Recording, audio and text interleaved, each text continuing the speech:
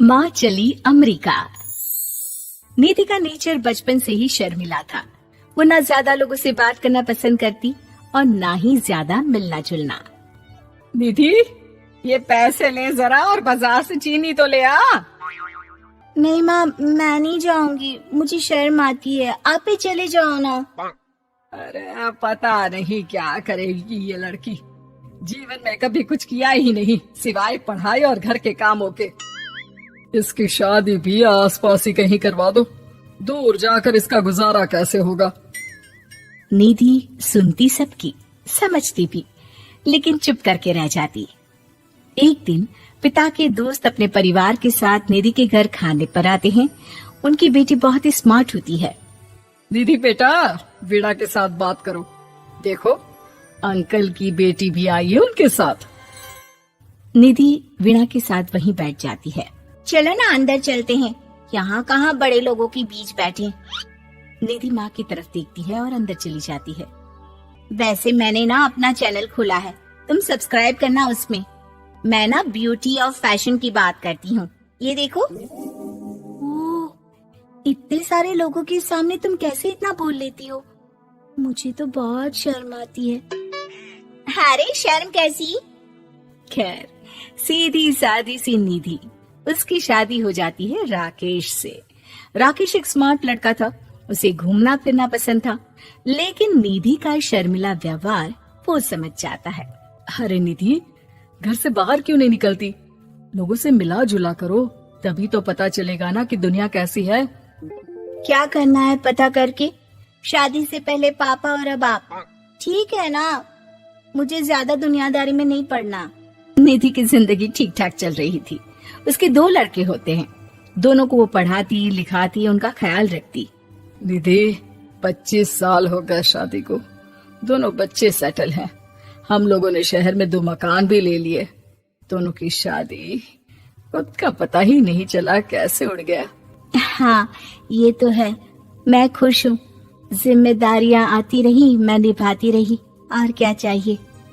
देखो, मैंने सोचा है कि अब हम लोग अमेरिका जाकर रहेंगे। यहाँ की जिंदगी तो जी ली। वैसे मुझे वहाँ बहुत अच्छी नौकरी मिल रही है। मैं कैसे चलूंगी? मुझे वहाँ का कुछ नहीं पता। अब तो जानते हैं ना कि मैं घर से बाहर ही कम निकलती हूँ। अरे तो क्या हुआ, वहाँ भी घर में ही रहना है ना, मैं हूँ ना, नौकरी करूँगा। निधि मान जाती है और पति के साथ अमेरिका चली जाती है। माँ, तुम्हारी बहू को बच्चा होने वाला है, तो क्या तुम 2 महीने के लिए यहाँ आ सकती हो? मुझे तुम्हारी बहुत जरूरत है, मैं टिकट भेज देता हूँ। हाँ हाँ, ये तो बहुत खुशी की बात है। मेरा भी मन सबसे मिलने का कर रहा था, पर क्या माँ पर? अब मैं आऊंगी कैसे? पापा से बात करती हूँ। देखो माँ, प्लीज बहाना मत बनाना। तुम जानती हो ना, इस वक्त में मैं किसी पर भरोसा नहीं कर सकता हूँ। निधि पति को सारी बात बताती है। क्या आप भी चलेंगे? निधि, आने जाने में बड़ा खर्च हो जाएगा, ऊपर से मुझे यहाँ छुट्टी नहीं मिलेगी। बहू पर वक्त ऐसा है कि तुमको तो जाना ही पड़ेगा। मैं अकेले दुकान तक तो नहीं जा पाती, इतनी दूर भारत कैसे जाऊंगी? मुझसे नहीं होगा। लेकिन सबके कहने पर निधि को जाना ही पड़ता है। एयरपोर्ट में घबराई निधि एक मुसाफिर से कहती है, मैं ना भारत जा रही हूँ, दिल्ली जाने वाली फ्लाइट। सब मिलकर निधि की मदद करते हैं और फाइनली निधि भारत पहुंच जाती है, जहां बेटा उन्हें घर ले आता है।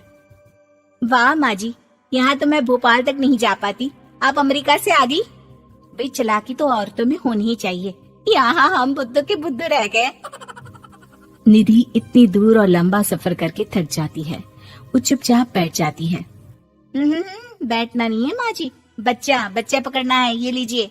और हाँ, घर का काम तो मैं करूंगी नहीं, जानती है ना शरीर कच्चा सा है, तो मुन्ने को सुलाकर कुछ बना लीजिएगा। निधि को बहू का व्यवहार बहुत बुरा लगता है। जैसी भी थी, पिता और पति की हमेशा लाडली रही थी निधि। निधि बेटे की तरफ देखती है। माँ, वो काम वाली कोई मिल नहीं रही है ना, मैं देखने की कोशिश तो कर रहा हूँ। जैसे ही मिल जाएगी वो संभालेगी सारा काम। अरे कैसी बात कर रहे हो? जब पहले मैंने कहा था कि अमेरिका से इनके टिकट में जो पैसा खर्च कर रहे हो उतने में नौकरानी रख लो, तो नहीं, मेरी बात पर विश्वास नहीं था। कि ना कोई मेरे बच्चे को अच्छे से नहीं संभालेगा। अब इनका भी खर्चा और नौकरानी का भी खर्चा। अरे ना जी ना, मैं नहीं संभाल सकती। निधि जैसे तैसे 2 महीने रहकर वापस अमेरिका चली जाती है, लेकिन वहां जाते ही जैसे राकेश उसे देखता है उसके गले लग जाता है। ये क्या हालत बना रखी है निधि, कैसी लग रही हो? खाना नहीं खाती थी क्या? क्या हो गया? निधि पति से कुछ नहीं कहती, बस रोती ही चली जाती है। मैं नहीं चाहूंगी कभी भी भारत, आप मुझे हमेशा यहीं रखना अपने पास। राकेश बेटे को फोन करता है। तुम्हारी माँ की जो दुर्दशा करके तुमने भेजा है ना, मुझे पता होता तो मैं अपनी बीवी को कभी तुम्हारे पास नहीं भेजता। पापा, आप तो रीना का नेचर जानते हैं ना, वो माँ पर हावी रहती थी। अब मैं तो ऑफिस चला जाता था, वो माँ पर जुल्म करती है और माँ भी इतनी सीधी है कि चुपचाप सहती रही। मुझे माफ कर दीजिए पिताजी। खैर, राकेश कहता भी क्या, प्यार दुलार के साथ अपनी निधि को संभालने में लग जाता है। लेकिन कहते ना, वक्त हमेशा एक सा नहीं रहता। अमेरिका में ही राकेश की मृत्यु हो जाती है और निधि अकेली रह जाती है। बड़ा बेटा कहता है, माँ भारत चलो ना, हम लोग साथ रहेंगे। निधि को जैसे ही वो सब सीन्स याद आते हैं वो परेशान हो जाती है। समझ में नहीं आता कि पति के बिना अब जीवन कैसे चलाएगी। मैंने सारा जीवन घर का काम किया, घर देखा और जिंदगी चलाई, लेकिन जिस घर में रही सबने प्यार दिया, मैं वहां नहीं जाना चाहती। तभी राकेश जिस कंपनी में काम करता था उसका मालिक निधि के घर आता है। वो भी भारतीय ही होता है। दीदी, राकेश ने आपके बारे में बताया था। जब से आप भारत से लौटी थी उसे आपकी बहुत चिंता रहती थी, इसलिए उसने मुझसे कहा था कि कभी अगर वो ना रहे तो मैं आपको ये पैसे दे दूं। और हाँ, हम लोगों की कंपनी में आपके लिए नौकरी भी है। निधि पति के पैसे देखकर मन में तसल्ली करती है और नौकरी के लिए हाँ कर देती है। अरे पागल है क्या माँ, कैसे नौकरी करोगी? ये अमेरिका है, दिल्ली नहीं। वहाँ तो तुम घर से निकल भी नहीं पाती थी, यहाँ कैसे? मेरे पति, मेरे पिता मुझे खुश देखना चाहते थे। वो लोग जब तक थे मुझे किसी चीज के लिए ना फोर्स किया, ना कभी कमी होने दी। पर अब मुझे जीवन जीने के लिए घर से निकलना ही होगा। बेटा, तुम तो अगली फ्लाइट से भारत लौट जाओ, मैं यहीं खुश हूँ।